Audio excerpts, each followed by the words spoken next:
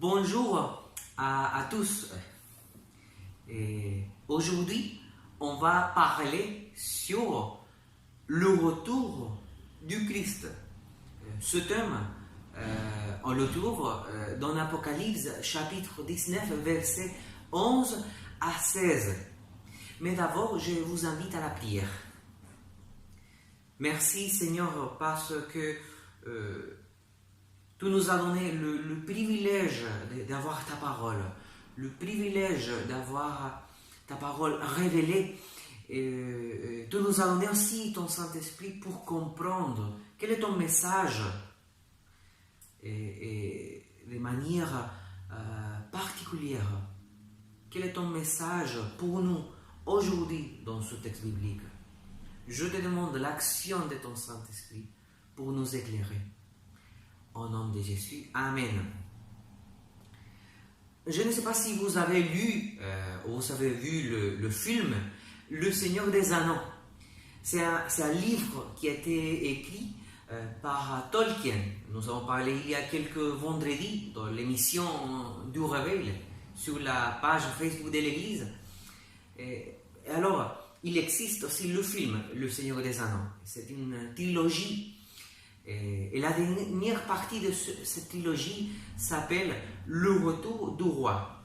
Le personnage principal s'appelle Aragorn. Dans cette histoire de fantasy, nous pouvons voir le roi qui vient à prendre possession de son royaume. Je pense peut-être que Tolkien, l'auteur de cette histoire, peut-être qu'il a eu en tête ce texte biblique, ce passage de Apocalypse 19 pour écrire cette dernière partie de la trilogie qui s'appelle Le Retour du Roi. Dans l'étude biblique d'aujourd'hui, on verra 3 points sur ce texte. D'abord, c'est important le contexte. Le texte biblique peut-être qu'il semble un peu terrifiant, ça fait peur. On voit le retour d'un roi avec son manteau trempé de sang. Mais nous devons réfléchir le contexte dans lequel ce texte a été écrit. Le contexte d'écriture de l'Apocalypse. Et comme ça c'est important pour comprendre cette histoire et cette manière, et cette métaphore aussi, cette manière de présenter l'histoire. À cette époque-là, l'Église était attaquée, d'une partie par des fausses doctrines qui ont entré dans les communautés par les frères dans la foi. Par exemple, la Bible nous parle sur la secte des Nicolaïtes ou sur les adorateurs de Satan, ou sur ceux qui ont adoré aussi Baal. La Bible, surtout l'Apocalypse, nous parle aussi de Jézabel. Alors il y avait des fausses doctrines qui ont attaqué et qui ont blessé, dans le sens métaphorique, l'Église. Et d'autre part, elle était aussi durement persécutée par l'empereur Domitien, qui était l'empereur romain entre les années 51 et 76, juste avant de Néron. Les deux, Domitien et Néron, on était hostiles au christianisme. On était hostiles contre le message de l'évangile, contre le message qui ont porté les premiers chrétiens. La politique de l'Empire romain était la persécution, la torture et la mort des chrétiens.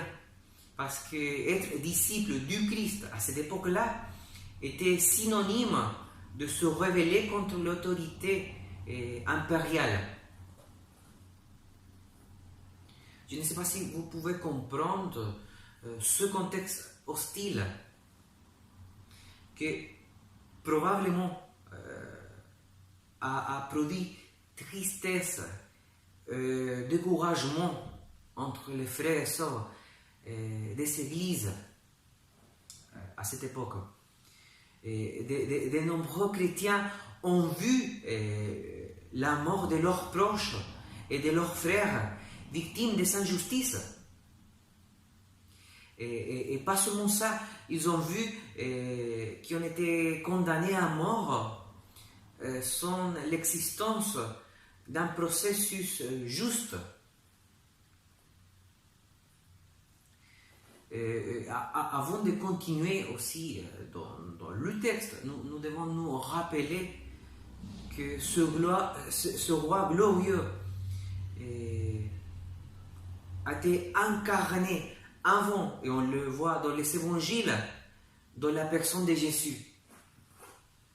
Nous pouvons faire la comparaison entre le retour du Christ dans le texte de Apocalypse 19 et la première venue de Jésus dans les évangiles.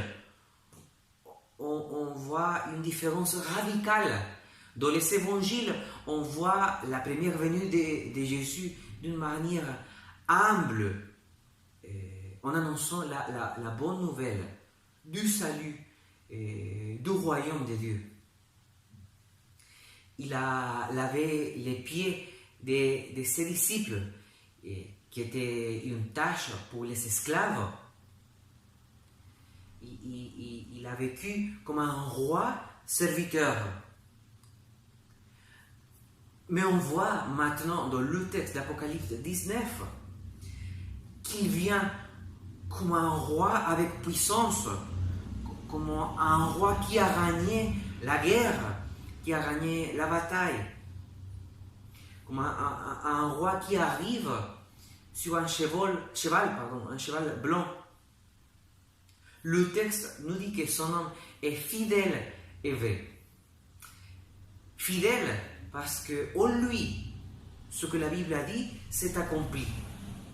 Et il est vrai parce qu'il incarne la vérité. En opposition à Satan, parce que dans la Bible, Satan est présenté comme le père des mensonges. Alors, d'un côté, on a Satan, le père des mensonges, et de l'autre côté, Jésus, qui incarne, qui est la vérité lui-même. Le texte nous dit aussi qu'il juge avec justice, il juge avec équité.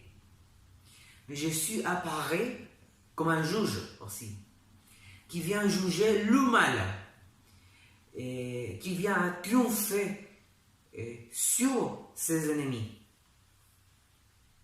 Il est le Verbe de Dieu, c'est-à-dire celui qui agit, celui qui fait, celui qui a accompli tout ce que Dieu a préparé avant la fondation, avant la création du monde.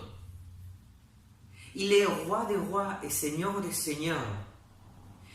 Jésus est sur tous les rois de ce monde, sur toutes les autorités de ce monde. Il règne avec majesté, il règne avec puissance et autorité. Nous devons considérer, nous devons comprendre le livre d'Apocalypse comme un livre plein d'espoir. Nous voyons le peuple de Dieu qui était brutalement humilié et persécuté, qui était victime de l'injustice. Mais pour ce peuple, on voit dans l'Apocalypse qu'il y a une espérance. L'espérance de ce retour du roi, ce retour du Christ.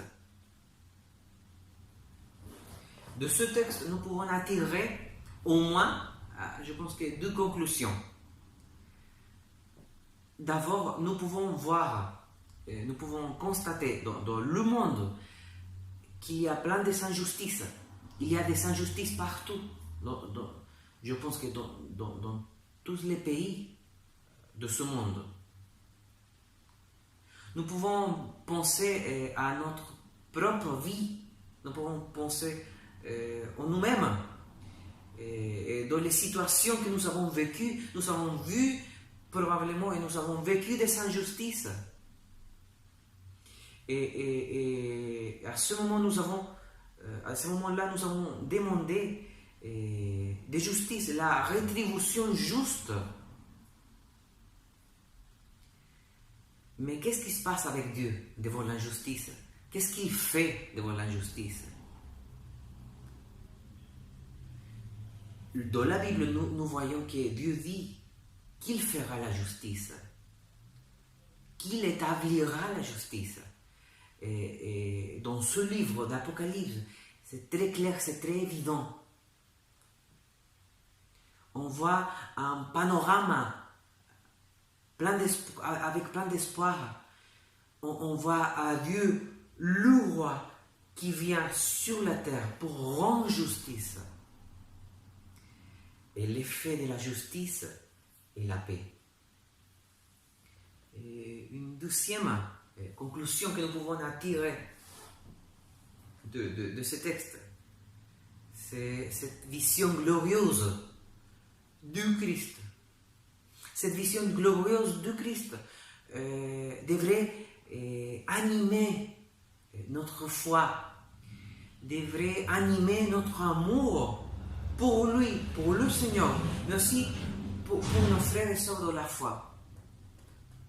On a un roi avec autorité. Il est tout puissant. Il règne avec autorité. Et un jour, il viendra comme j'avais dit, à rendre justice, à se battre contre ses ennemis, à rétablir la justice et la paix que on voit qui a été absente pendant des siècles jusqu'à maintenant, jusqu'à présent. Mais je pense qu'il y a des choses sur lesquelles nous pouvons réfléchir et nous pouvons méditer à partir de ce texte. Le Christ est toujours victorieux. Parfois, il existe l'idée que Satan est comme l'équivalent opposé du Christ, mais c'est pas comme ça. C'est pas comme ça qui est présenté Satan dans la Bible.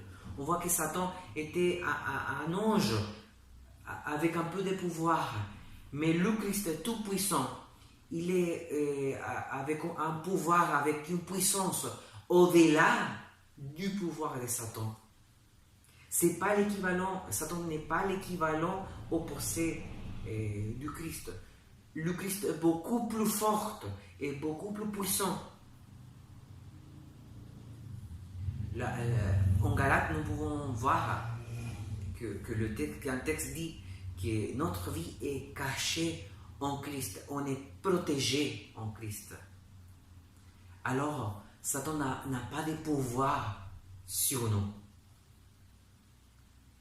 Et la deuxième chose sur laquelle nous pouvons réfléchir aussi, est que nous connaissons déjà la fin de cette histoire, et pas juste la fin qui est racontée de cette histoire. Nous connaissons déjà la fin de l'histoire de l'humanité. Et cela, ça devrait nous encourager et encourager notre foi. Cette glorieuse espérance devrait nous encourager. Que Jésus-Christ a déjà acquis son royaume. Et dans son royaume, dans la plénitude de son royaume, toutes les luttes vont disparaître. Va disparaître la tristesse, va disparaître la douleur. Il n'y aura pas de tristesse. Comme le dit l'Apocalypse, toutes les larmes seront séchées. Je vous invite à réfléchir sur ce texte. Je vous invite à méditer sur le fait et sur l'histoire qui nous raconte ce texte, sur le fait que Jésus viendra, sur le retour du roi, de notre roi. Merci à tous. Bonne soirée.